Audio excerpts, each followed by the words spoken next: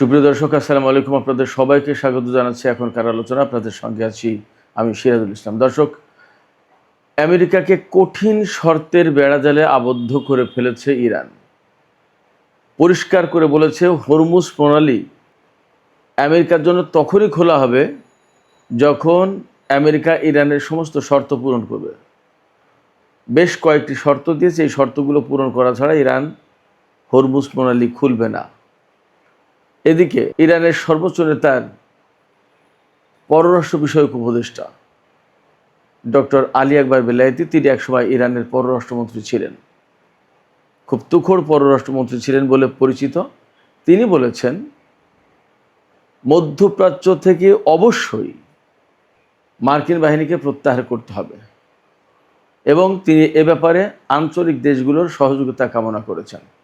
এখন প্রশ্ন হয়ে দাঁড়িয়েছে এখানে যে যেখানে আমেরিকা ইরানকে বিভিন্ন সময় বিভিন্ন রকম শর্ত দিত, এখন যুদ্ধ করতে এসে দেখা যাচ্ছে আমেরিকা ইরানের শর্তের আওতায় পড়ে যাচ্ছে এবং ইরান যে কঠিন কঠিন শর্ত দিয়েছে, এই কঠিন শর্ত যদি তারা মান্য না করে, পালন না করে, তাহলে হরমুজ খুলবে না এবং আমেরিকার এখানে কোনো প্রবেশাধিকার থাকবে না। এদিকে হুতিরা আবার সৌদি আরবকে বলেছে যে তাদের দাবি সৌদি আরবকে মেনে নিতেই হবে, তা না নেওয়া পর্যন্ত সৌদি আরবকে কোনো ছাড় দেওয়া হবে না এবং সৌদি আরব আলটিমেটলি এক ফোঁটা তেলও বিক্রি করতে পারবে না।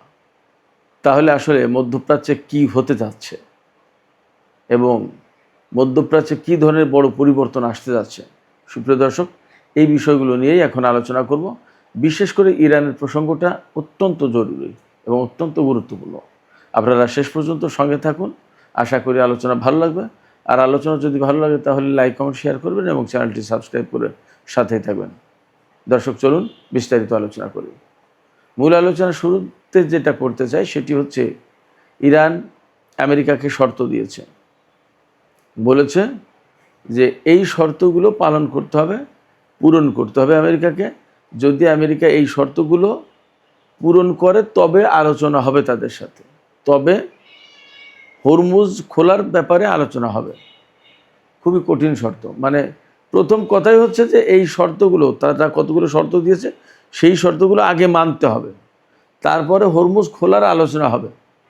এরপরে অন্য কথা, পরমাণু টরমাণু এগুলো সব পরে থাকলো। এই কথা কে বলেছেন? এই কথা বলেছেন ইরানের সর্বোচ্চ জাতীয় নিরাপত্তা পরিষদের সচিব মোহাম্মদ বাকের জুলকাদর। বাকের জুলকাদের পরিচয়, তিনি জাতীয় নিরাপত্তা পরিষদের সচিব, এটা তো বটেই, কিন্তু এই জাতীয় নিরাপত্তা পরিষদটা কি, সেটা কি আপনারা জানেন? জাতীয় নিরাপত্তা পরিষদ হচ্ছে ইরানের সেই পরিষদ যে পরিষদ এই যুদ্ধকে হ্যান্ডেল করছে, অর্থাৎ যুদ্ধ পরিচালনা করছে যে পরিষদ, সেই পরিষদের সচিব। তার মানে তিনি কার্যত এই পরিষদের প্রধান, আর সর্বোচ্চ নেতা হচ্ছে পদাধিকার বলে বা যেভাবে তিনি এই পরিষদের প্রধান, সর্বোচ্চ নেতা। আর সচিব কার্যত তিনি সব কাজ পরিচালনা করেন। এই বাকের জুলকাদর, তিনি কিন্তু একসময় আইআরজিসিতে ছিলেন। জাতীয় নিরাপত্তা পরিষদের পক্ষ থেকে সচিব হিসেবে বাকের জুলকাদর আমেরিকার জন্য শর্তগুলো প্রকাশ করেছেন। শর্তগুলো কি কি? একদম সর্বপ্রথম শর্ত, আমেরিকাকে তার আচরণ পরিবর্তন করতে হবে। এই আচরণ না পরিবর্তন করলে হরমুজ খোলা হবে না। তারপরে শর্ত কি?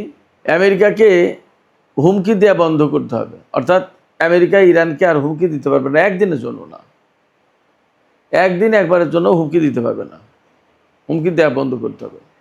ইরানের যে সমস্ত পবিত্র আচার আচরণ, ধর্মীয় বিষয় যেগুলো আছে, এগুলো নিয়ে কখনো আমেরিকা কোনোদিন ইনসাল্ট করতে পারবে না।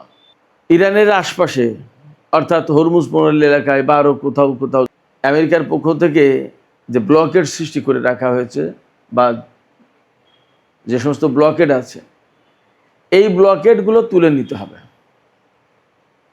একদম হরমুজ খোলার আলোচনার আগে এই কাজগুলো করতে হবে। এরপরে আমেরিকা এবং ইসরায়েল ইরানের বিরুদ্ধে 2 দফা যুদ্ধ করেছে। 2025 সালের জুন মাসে 12 দিনের যুদ্ধ, আর এবছরে অর্থাৎ 2026 সালের 28 ফেব্রুয়ারি থেকে এই পর্যন্ত যে সমস্ত সংঘাত সংঘর্ষ যুদ্ধ চলল, এই জন্য যে ক্ষতি হয়েছে ইরানের আমেরিকার হামলায় বা ইসরায়েলের হামলায়, এখানে ইসরায়েলের কথা উল্লেখ নেই, কিন্তু ইসরায়েল তো গুরুত্বপূর্ণ পার্টনার আমেরিকার। সেক্ষেত্রে এই যুদ্ধের টোটাল যে ক্ষয়ক্ষতি হয়েছে সেই ক্ষতিপূরণ দিতে হবে, অর্থাৎ ক্ষতিপূরণ দিতে হবে। সেটা কত ডলার সম্ভবত ইরানের কাছে হিসেব আছে, আরও পরে হিসেব হয়তো নতুন করে দেওয়া হবে। এরপরে ইরানের উপর থেকে সমস্ত নিষেধাজ্ঞা প্রত্যাহার করতে হবে, ইরানের উপর থেকে নিষেধাজ্ঞা প্রত্যাহার করে নিতে হবে। আর বিদেশে আটকে থাকা ইরানের যে সমস্ত অর্থ, এই অর্থগুলো ছাড় করতে হবে, ছেড়ে দিতে হবে, আটকে রাখা যাবে না। এই শর্তগুলো যদি পালন করে আমেরিকা, তবে হরমুজ প্রণালীর খোলা নিয়ে আলোচনায় বসতে রাজি আছে ইরান। এখানে যদি আমরা ব্যাখ্যা করি তাহলে একদম পরিষ্কারভাবে দেখা যাবে, যুদ্ধ শুরুর আগে বা এক সময় আমেরিকা ইরানকে বিভিন্ন রকমের শর্ত দিত, এইটা করতে হবে, ওইটা করতে হবে, ওইটা করতে হবে, মানবাধিকারের উন্নতি করতে হবে, পরমাণু কর্মসূচি পালন করা যাবে না, অমুক করা যাবে না, তো নানান রকমের ফিরিস্তি থাকতো আমেরিকার পক্ষ থেকে। এখন যুদ্ধের পরে সিচুয়েশনটা কীভাবে পাল্টে গেল, ইরান আমেরিকাকে শর্ত দিচ্ছে যে আমেরিকা যদি ইরানের সাথে আলোচনা করতে চায় হরমুজ প্রণালী খোলার ব্যাপারে, তাহলে এই শর্তগুলো পালন করতে হবে, পূরণ করতে হবে। এবং এখানে সবচেয়ে বড় ব্যাপার, আমেরিকা একসময় ইরানকে বলতো তার বিহেভিয়ার চেঞ্জ করতে হবে, এখন ইরান আমেরিকাকে বলছে তার বিহেভিয়ার চেঞ্জ করতে হবে, তার আচরণ পরিবর্তন করতে হবে। আচরণ পরিবর্তন করার মানে কি?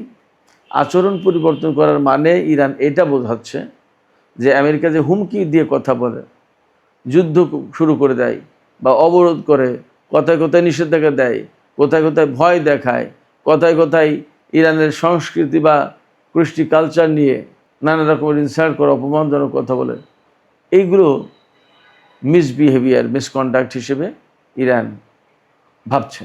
এবং সেই জন্য বলেছে যে আমেরিকাকে তার আচরণ পরিবর্তন করতে হবে। ইতিহাস রিপিট করলো নিজেকে, যে কথা ইরানকে আমেরিকা বলতো এখন সেই কথা ইরান আমেরিকাকে বলছে।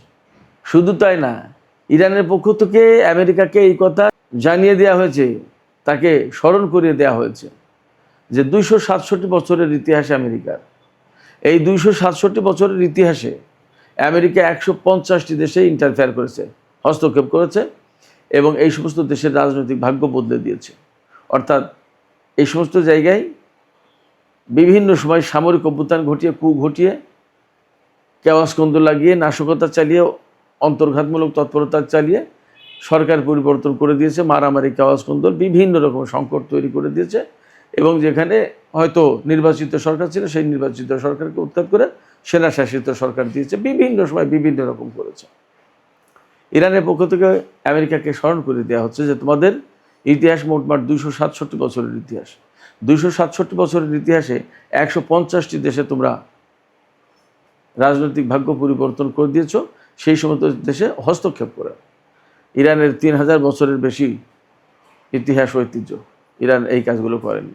এদিকে ইরানের আইআরজিসির পক্ষ থেকে বলা হয়েছে যে হরমুজ প্রণালী শুধু ইরানের কাছে একটি বাণিজ্যিক রুট নয়, বরং এটি শক্তির গুরুত্বপূর্ণ উৎস। ইরানের ভৌগোলিক অবস্থানের কারণে এই শক্তির উৎসকে ইরান কাজে লাগাবে, ব্যবহার করবে। তার মানে হরমুজ প্রণালী তারা যে কন্ট্রোল করছে সেটা করবে। এদিকে আরেকটি খবর দিয়ে আমি ইরান আমেরিকা প্রসঙ্গটা শেষ করতে চাই। সেটি হচ্ছে আমেরিকার আর্মির যিনি চিফ অফ স্টাফ পদত্যাগ করেছেন, জেনারেল র্যান্ডি জর্জ। এই র্যান্ডি জর্জ পদত্যাগের আগে একটা কথা বলেছিলেন, সেই কথা এখন সামাজিক মাধ্যমে একদম সয়লাভ হয়ে গেছে, ভেসে বেড়াচ্ছে ব্যাপকভাবে। সেই কথাটা হচ্ছে এই যে ডোনাল্ড ট্রাম্পের মানসিক অবস্থা নিয়ে তিনি খুবই উদ্বিগ্ন। তিনি বলেছেন যে আমি তার মানসিক স্বাস্থ্য নিয়ে, তার মানসিক অবস্থা নিয়ে আমি উদ্বিগ্ন।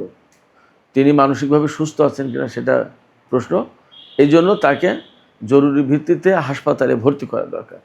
একেবারে সরাসরি অভিযোগ করে বলেছেন জেনারেল র্যান্ডি জর্জ। তিনি বলেছেন যে এই ডোনাল্ড ট্রাম্পের কারণে আমেরিকার সামরিক বাহিনী ধ্বংসের মধ্যে পড়ে যাচ্ছে। তিনি ধ্বংসের দিকে টেনে নিয়ে যাচ্ছেন ইরানের সশস্ত্র বাহিনী বা সামরিক বাহিনী, যাই বলেন। তার তার মানে আমি একটা দুটো ভিডিওতে বলেছিলাম আপনাদের থাকার কথা বলে, যে ডোনাল্ড ট্রাম্প আরও যদি কিছুদিন বেশি ক্ষমতায় থাকেন তাহলে আমেরিকার মানে সর্বনাশ যা হওয়ার তা পুরোটাই হয়ে যাবে, এবং সম্ভবত তাকে দিয়ে আমেরিকাকে ধ্বংস করে দেওয়ার জন্য মিস্টার পুতিন যথেষ্ট ভূমিকা রেখেছেন। এবং বলা হয় যে ডোনাল্ড ট্রাম্পকে ক্ষমতা আনার ব্যাপারে পুতিনের হাত ছিল, তিনি অনেক কিছু রোল প্লে করেছিলেন। ব্যাপারটা তো যদি তাই হয় তাহলে পুতিনের একটা মিশন আছে যে আমেরিকার শক্তি খর্ব করে দিয়ে এককেন্দ্রিক বিশ্ব ব্যবস্থার পরিবর্তে বহুকেন্দ্রিক বিশ্ব ব্যবস্থা গড়ে তুলবেন। তা ডোনাল্ড ট্রাম্পের মতো একজন মানুষ হলে সেই কাজটা সহজ হয়। তিনি প্রথমবার ক্ষমতায় এসেছিলেন, মাঝখানে জো বাইডেন, পরে আবার তিনি ক্ষমতায় এসেছেন এবং এখন পুরো দস্তুর যুদ্ধ করছে, এবং তারই জেনারেলরা বলছে যে আমেরিকার সামরিক বাহিনীকে ধ্বংস করে দেওয়ার জন্য ডোনাল্ড ট্রাম্প ধ্বংসের দিকে টেনে নিয়ে যাচ্ছে। অতএব আমার কথা মনে হয় সঠিকই ছিল। যাই হোক দর্শক, আমি হুতিদের প্রসঙ্গ একটু আলোচনা করে শেষ করব।